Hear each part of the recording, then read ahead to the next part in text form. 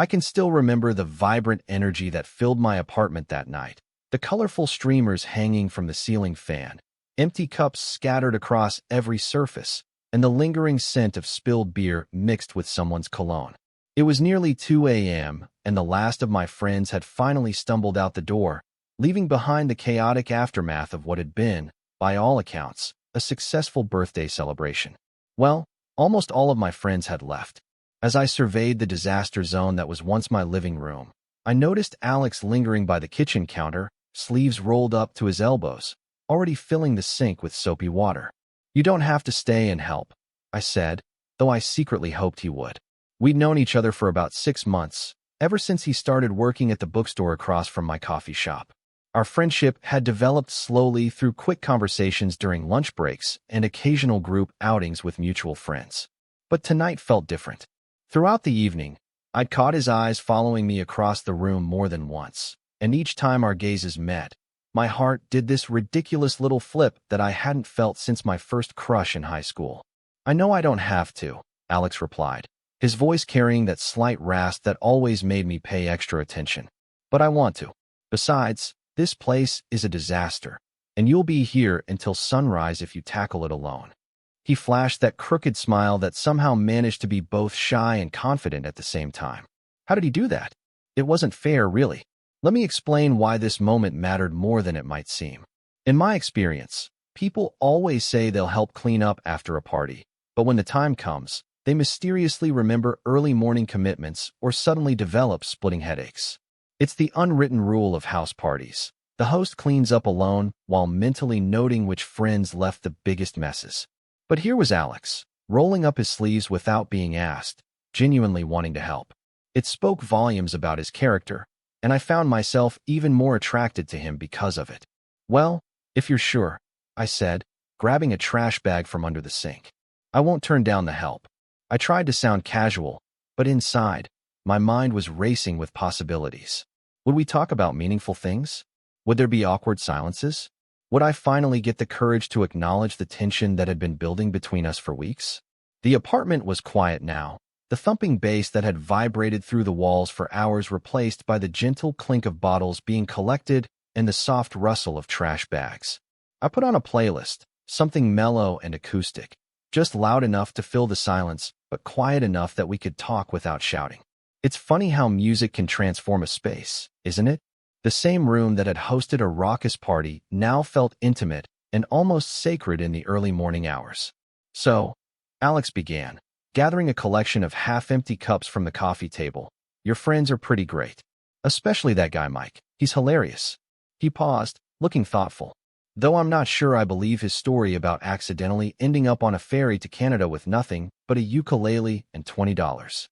I laughed, remembering Mike's animated storytelling earlier in the evening.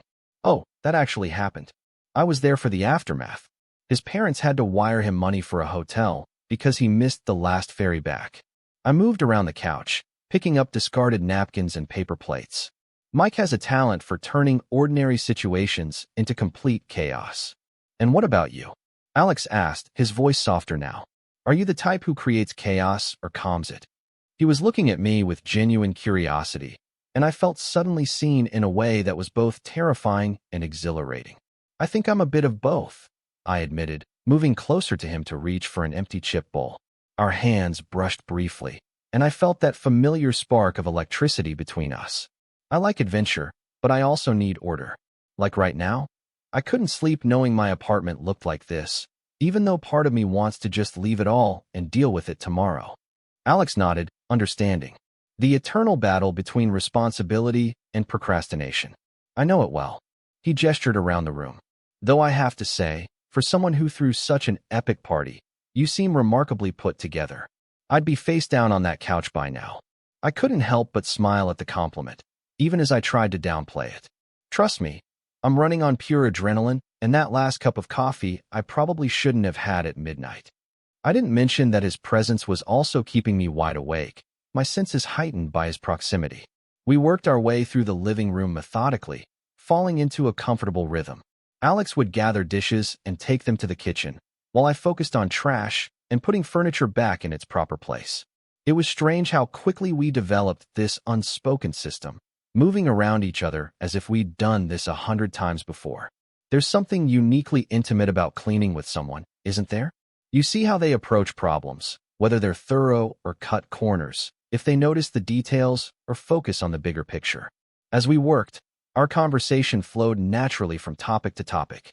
We discussed our favorite books. He loved classic science fiction, while I preferred contemporary literary fiction. Debated the merits of various coffee brewing methods. He was a French press purist. I defended my beloved pour-over, and shared stories about our most disastrous party experiences.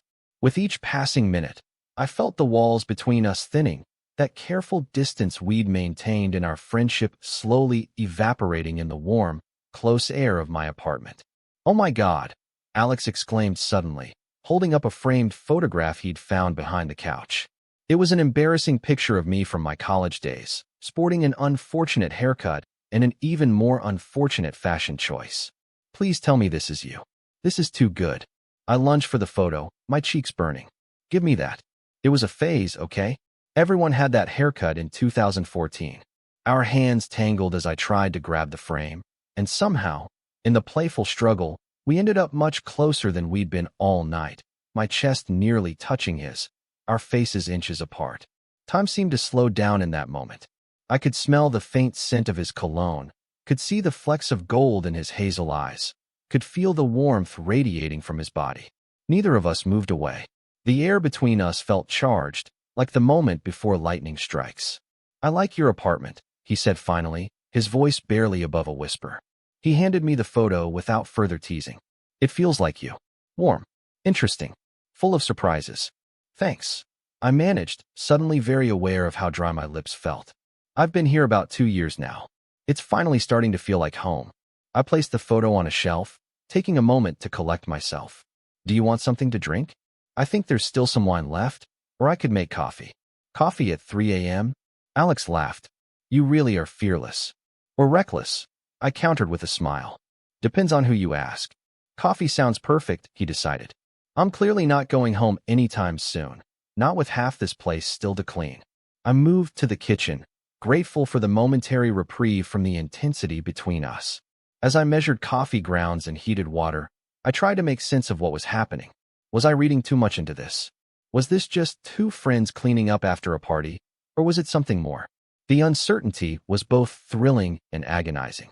From the kitchen, I watched as Alex carefully folded a throw blanket and placed it on the arm of the couch. There was something so tender about the gesture, about the care he took with my things. He caught me watching and smiled, a question in his eyes that I wasn't ready to answer. The coffee maker gurgled to life, filling the kitchen with the rich aroma of fresh brew. "How do you take it?" I called out. "Black is fine," he replied, now gathering empty bottles into a bag. "Though I'm starting to think this is a test of my character." I laughed as I poured 2 mugs. "Definitely. I judge people harshly on their coffee preferences. It's my one flaw." "Your one flaw, huh?" Alex raised an eyebrow as I handed him a steaming mug. "Somehow I doubt that. Are you saying I have other flaws?" I feigned offense, enjoying our banter. "I'm saying everyone has flaws," he replied, taking a sip of his coffee.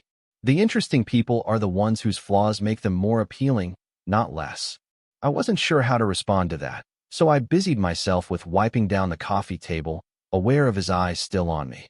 The cleaning continued, but something had shifted in the atmosphere. Our movements seemed more deliberate now, each accidental touch lingering a moment longer than necessary. We were engaged in a delicate dance of proximity, moving closer and then away, testing boundaries without explicitly acknowledging them. As we cleared the last of the party debris from the living room, Alex spotted my record player in the corner. "You collect vinyl?" he asked, his interest piqued. "I wouldn't call it collecting exactly," I admitted. "More like selective hoarding. I pick up records that mean something to me when I find them." I hesitated, then added, "Feel free to look through them if you want." Alex set down his trash bag and moved to the shelf where I kept my modest collection. I watched as he carefully flipped through the albums, handling each one with respect. "This is a great collection," he said appreciatively. "Very eclectic. Nick Drake next to Fleetwood Mac, next to Kendrick Lamar." He pulled out a record and held it up. "This one's a personal favorite. It was an old Leonard Cohen album, one I'd found at a thrift store years ago." "You have good taste." I said, moving to stand beside him. That one gets me through rainy Sundays and existential crises. The best music always does both, he replied, carefully sliding the record from its sleeve. Mind if I put it on? I nodded, and he gently placed the record on the turntable, lifting the needle with practiced ease. The first crackles of vinyl filled the room, followed by Cohen's deep, gravelly voice. The music seemed to transform the space yet again, adding another layer of intimacy to our late-night cleaning session. Dance with me, Alex said suddenly, setting his coffee mug down on the shelf. I blinked in surprise. What? Now? We're in the middle of cleaning. Exactly, he said, his eyes twinkling with mischief. When's the last time you danced in the middle of cleaning up after a party at 3:30 in the morning? Never, I admitted, feeling a smile tug at my lips despite my attempt to seem reluctant. Then it's definitely time, he declared, holding out his hand to me. I hesitated only briefly before setting down my own mug and taking his outstretched hand. His fingers closed around mine, warm and sure, as he pulled me gently into the center of the now-cleared living room. We stood there for a moment, uncertain, before he placed his other hand lightly on my waist. I rested my free hand on his shoulder, and we began to sway slowly to the music.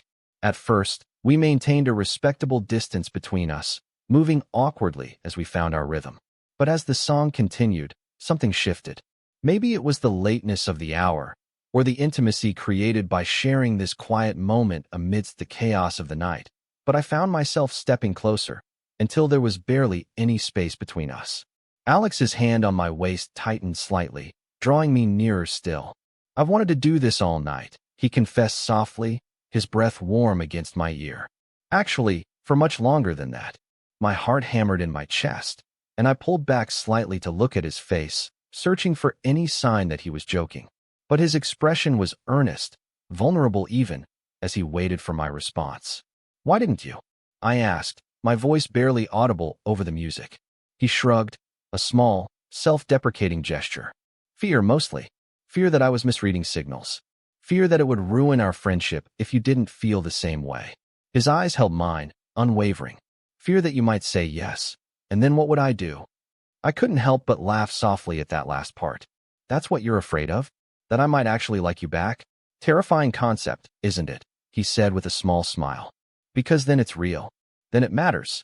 We had stopped dancing now, though we remained in each other's arms, the music continuing around us unheeded. I understood exactly what he meant. It was one thing to harbor feelings from afar, to imagine possibilities without risk. It was another thing entirely to take that leap, to make yourself vulnerable to another person. I get that, I said quietly. I've been afraid of the same thing. I took a deep breath, gathering my courage. But I think I'm more afraid of not knowing what this could be, of letting fear stop me from something that might be wonderful. Alex's eyes softened, and his hand moved from my waist to gently cup my cheek. So what are you saying exactly? He asked, his voice hopeful but cautious. I'm saying, I began, my heart racing, that I've wanted to kiss you since you corrected me on the pronunciation of Camus at Jake's dinner party 3 months ago, and I'm tired of pretending otherwise. A slow smile spread across his face. That's very specific. I'm a details person, I replied, trying to sound casual despite the electricity coursing through my veins.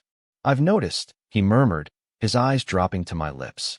It's one of the many things I like about you. There was a moment of perfect stillness, a breath held between possibility and action. And then, with a gentleness that made my heart ache, Alex leaned forward and pressed his lips to mine. The kiss was soft at first, tentative, as if he was giving me every opportunity to pull away. But when I responded, sliding my hand from his shoulder to the nape of his neck, the kiss deepened. His arm wrapped around my waist, pulling me flush against him as my fingers tangled in his hair. It was everything a first kiss should be, tender yet passionate, familiar yet thrillingly new. When we finally broke apart, both slightly breathless, I couldn't help but laugh softly. We should have done that a long time ago, I said, not moving out of his embrace. Better late than never, he replied, his eyes bright with happiness. He glanced around the apartment, which was now mostly clean except for the kitchen and one last bag of trash by the door. Look at that. We actually managed to be productive despite the obvious distraction. Speaking of which, I said, reluctantly stepping back from his arms. We should probably finish up. Just the kitchen and taking out the trash, and then… I trailed off, suddenly uncertain about what came next. Alex seemed to sense my hesitation. And then I should probably head home, he said, though he didn't sound particularly convinced. It's late, and we both have work tomorrow. Right? I agreed, feeling a twinge of disappointment despite knowing it was the sensible choice. Or, I hesitated, then decided to be brave. Or you could stay, just to sleep, I added quickly. I'm not suggesting. I just don't want this night to end yet. The smile that spread across Alex's face was worth every moment of vulnerability. I'd like that, he said simply. But first, let's finish cleaning. I'm nothing if not thorough. We tackled the kitchen together, washing dishes and wiping down counters. But now there was a new energy between us. Our touches were deliberate, lingering. We stole kisses between tasks, laughing when soap suds ended up on both our faces after one particularly enthusiastic embrace. It was playful and light, but underneath ran a current of something deeper, something with potential. Finally, all that remained was taking out the trash.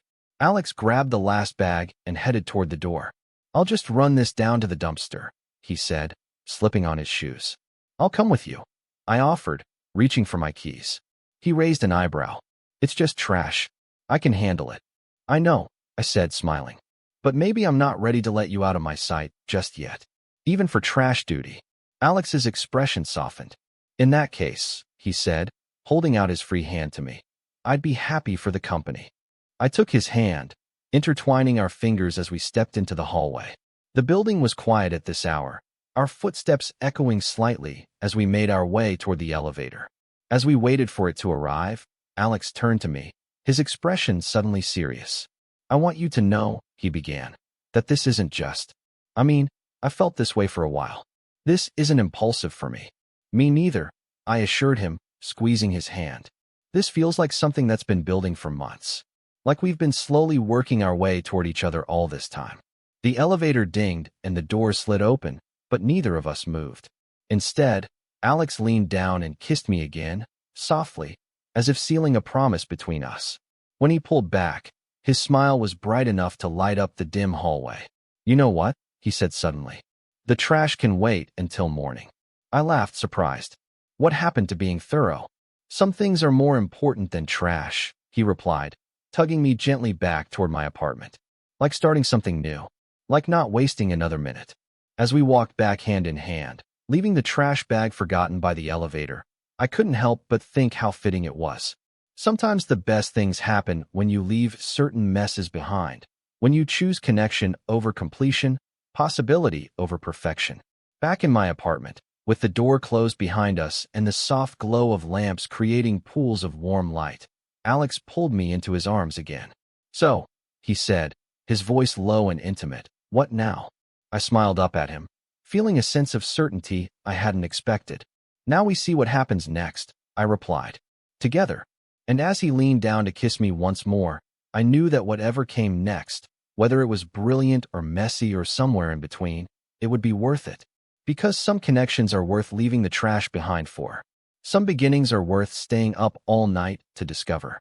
And sometimes, the best romances start not with grand gestures, but with someone simply staying to help you clean up after the party. Total _char_count.